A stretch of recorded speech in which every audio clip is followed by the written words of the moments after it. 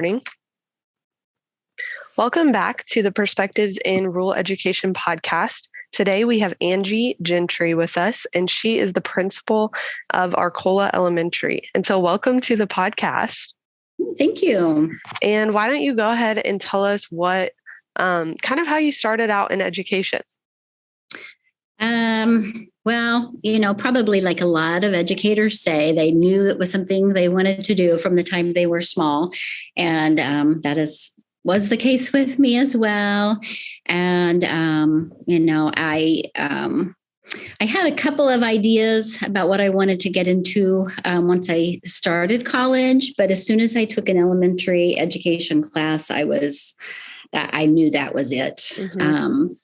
I loved every class that I took. So, and then I, got my bachelor's and interviewed, and I got the first job I interviewed for, and I've been here ever since. Very cool. And so where was your first job was at Arcola? Yes. Wow. Yeah. That's awesome. Yes. Very cool. And are you from the Arcola area? I am from Arcola. Wow. I'm a graduate of Arcola. Awesome. That's awesome. What perspective does that bring going through, that school district as a kid and then growing up and working in it? What kind of perspective does that bring? Or did you come in knowing what you wanted to change or wanting to, maintain the reputation that Arcola has? It was probably more that. I mean, I felt like, of course, I had great teachers here. I loved the community. I got so much out of this, being in this school setting that, it was the place I wanted to come back. So I was so glad I landed the job. Being a teacher here initially was kind of odd because, it felt weird because I was teaching with people who had taught me. Yeah. And, when they started telling me I could call them by their first names, I really had a hard time transitioning to that. But yeah, it was very exciting, mostly exciting. I didn't have anything I necessarily wanted to change. I just wanted to continue the work. Yeah, that's very cool. And so how long before you started thinking about being a principal? I never really started thinking about being a principal. It was my husband who started thinking about me being a principal. That's funny. I always loved going to school. And so then, once I got hired, when I started having student teachers, then I would get waivers. And I thought, well, I'm not going to let these go to waste. So I would start taking classes and worked on my master's. And then next, after I got my master's, it was more about, well, what can I take that looks interesting that could, move me a little farther over on the pay scale. I took a principal class, a leadership class, and loved it. And then I thought maybe I could do it. I was more interested in being an instructional coach than a principal. But, once I got into the classes, I thought if I found the right setting, I felt that I would be confident as a principal. For sure. And what's something valuable that you learned early on as a new teacher that you feel like maybe prepared you for becoming a principal?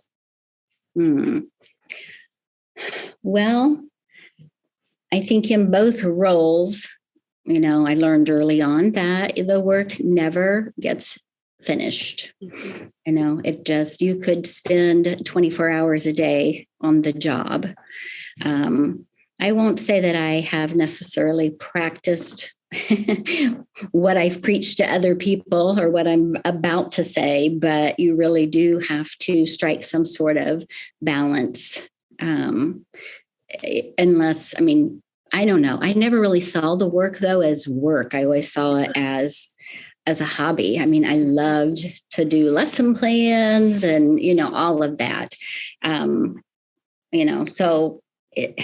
I guess maybe that's a good lesson too. Pick something that, I'm going to pick something that you love because then it never feels like work.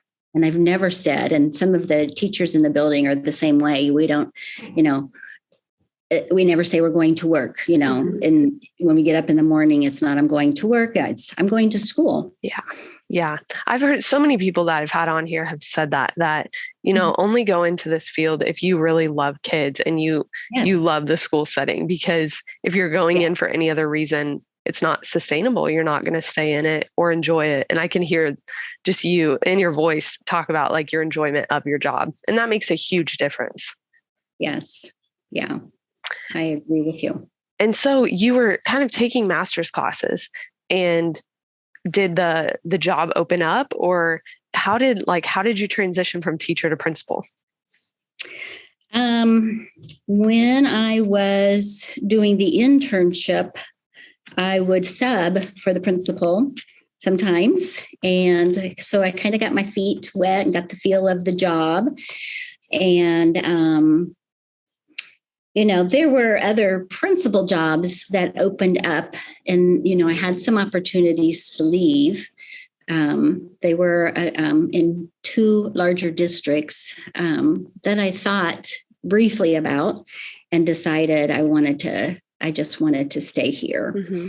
And so when that principal resigned or retired, there was the opening. And like I said, I didn't feel like I wanted to be a principal just anywhere. I wanted to be a principal where I felt the environment was suited, for me. Yeah. And I was familiar with with the building and the district. And as a teacher, I knew, some things that maybe needed to be changed. Mm-hmm. And, so I felt like it was a pretty easy transition. That's good.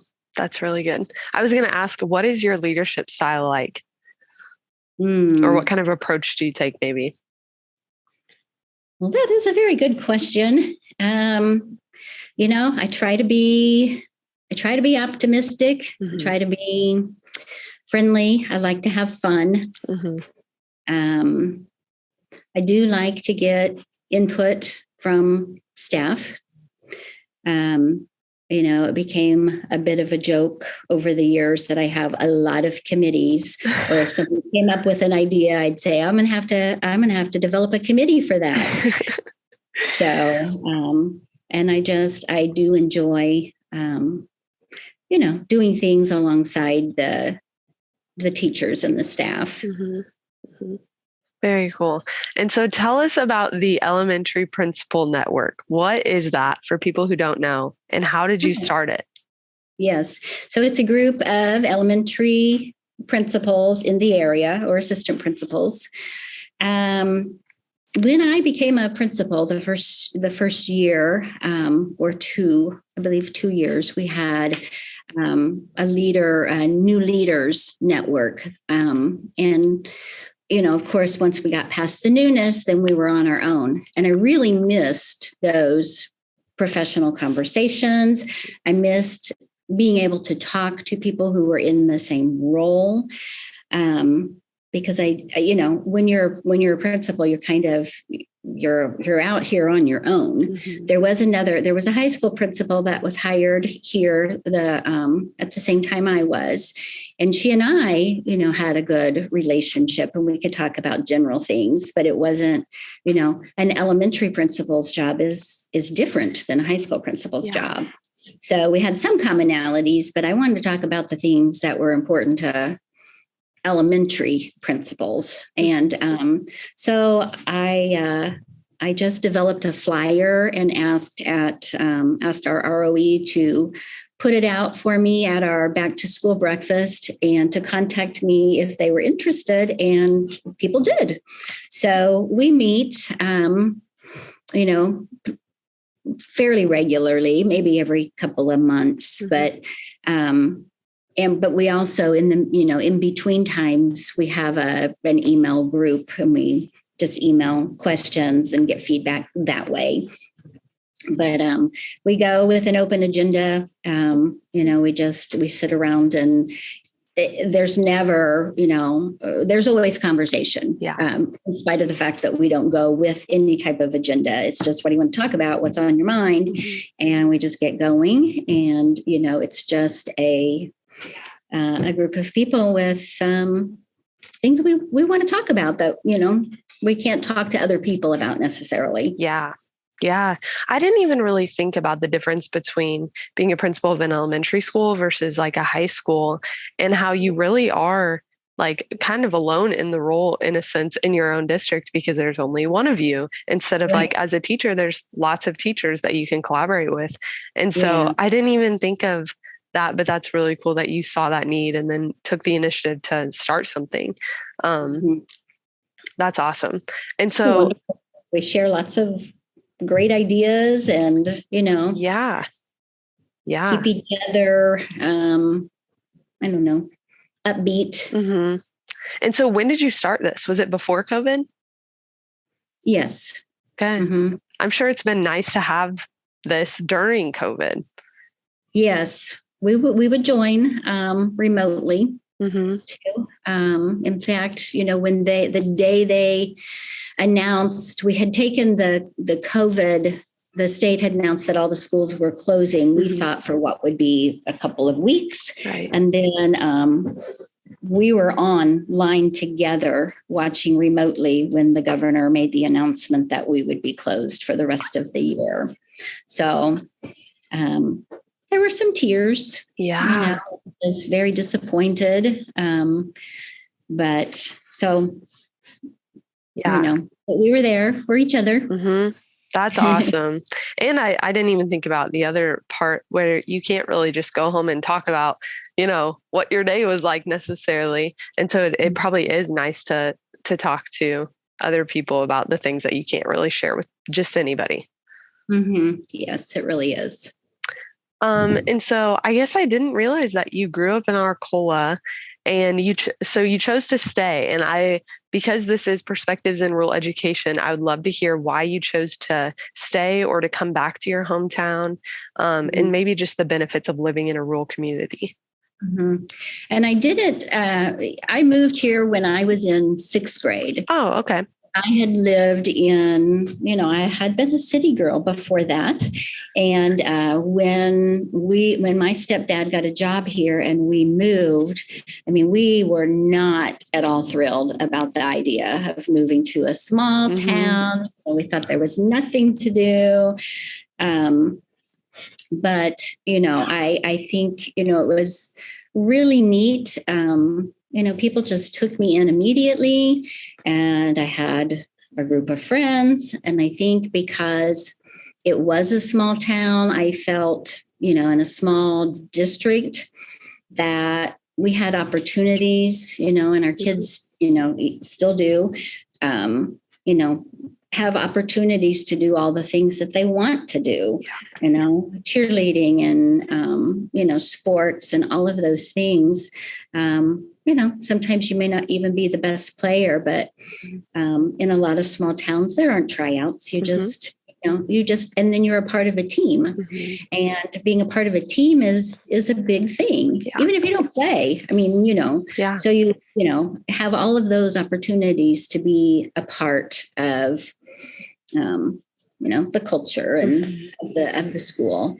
And like I said, I got so much out of it, so many positive things from living in a rural community that I never would have dreamt of. And then, I wanted to teach here and I wanted to raise my kids here. So that's awesome. And cool how you grew up as a city girl up until 6th grade, because I think there are great aspects of both the city and the rural community. And I think it's cool that you've seen both of those, because there are benefits and there are downfalls to both. Definitely. But in a rural community, it's not that far of a drive to get to, something, museum or something like that. Yeah. I like to think sometimes it's saving me money, because if I was around a lot of great restaurants, I would just eat out all the time and go shopping all the time. What's a piece of advice that maybe you have been given, or you give to others that's helpful pertaining to education? Well, I think, in terms of working with students, I think the best piece of advice and the thing that I strongly believe in is that you have to develop relationships with kids first.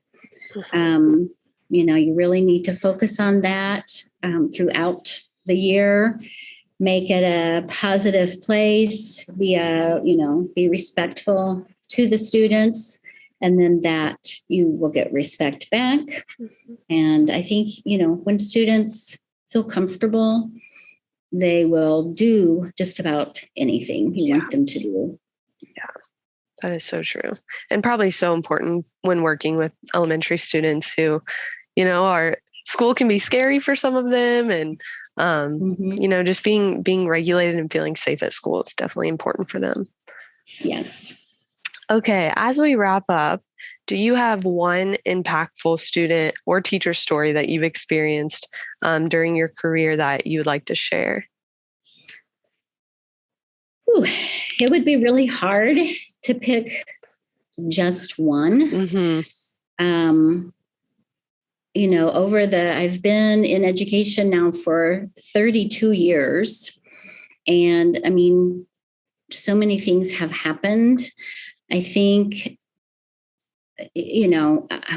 moving to the principal role, I think has given me more inspiration than anything, because I see so much more. When you're a teacher, you are in your classroom for a large part of the day, and you only know what's happening in that one classroom. As a principal, you get to see everything, all of the classrooms and all of the wonderful things. I think that first year was so surprising to me, to walk in and I was like, you do this? Mm-hmm. And, it's amazing just to see the day-to-day operations in the classroom. And, it's inspiring to see the relationships that the teachers do have with their students. Mm-hmm. And all the extra little things they do, such as, when they know a student is having a bad day, they leave a note on the desk, or even just to walk through the halls and they're all out in the halls greeting the kids every morning. They're at their doors. And I have always said since I became a principal that, and especially now because I've been doing it for 13 years, that if I knew everything and had all of these pieces of knowledge and experiences and observations that I've made these past 13 years, I would be a way better teacher than I was, Yeah. I see so many great things happening, and I'm just so much more aware of, like I said, the things behind the scenes. We have people that, do home visits just to check on a student who hasn't been here for a couple of days and to say, hey, we've missed you. Or we have, a couple of ladies that gather food and make sure that students take it home on the weekends so they have things to eat. Mm-hmm. And, or they run it by the house if the, students have forgotten to pick it up. Mm-hmm. Just all of those pieces that make it a school system, and all of the people that are involved to make things happen like that. Mm-hmm. That's what I'm inspired by. Yeah. I think every day. Yeah, I love that so much. I've enjoyed doing this because I feel like I get a glimpse inside lots of different school districts just through talking to a teacher or an administrator in that district. And I can just hear by the way you talk about your teachers that you respect them a lot. And I'm sure they feel the same towards you. And earlier you were talking about when you were mentioning Arcola and just being in a rural area and the team aspect where everybody has a role, everybody's participating in all these different activities. And if they didn't, there wouldn't be those sports teams or there wouldn't be those organizations. And the same is true of a school, all of those professionals are needed for the school to operate. And so thank you so much for taking the time to do this and just sharing about the Elementary Principal Network. I think that shows that if you see a need, just step into it, even if you don't know what it's going to look like. Take initiative and start something up. And I'm sure all of the people involved in that are benefiting from it so much, just knowing that they're not alone in those roles. And so thank you for doing this. And I'm sure you're busy today. And so I'll let you get back to it. But just thanks again for being on the podcast. You're welcome. Thank you.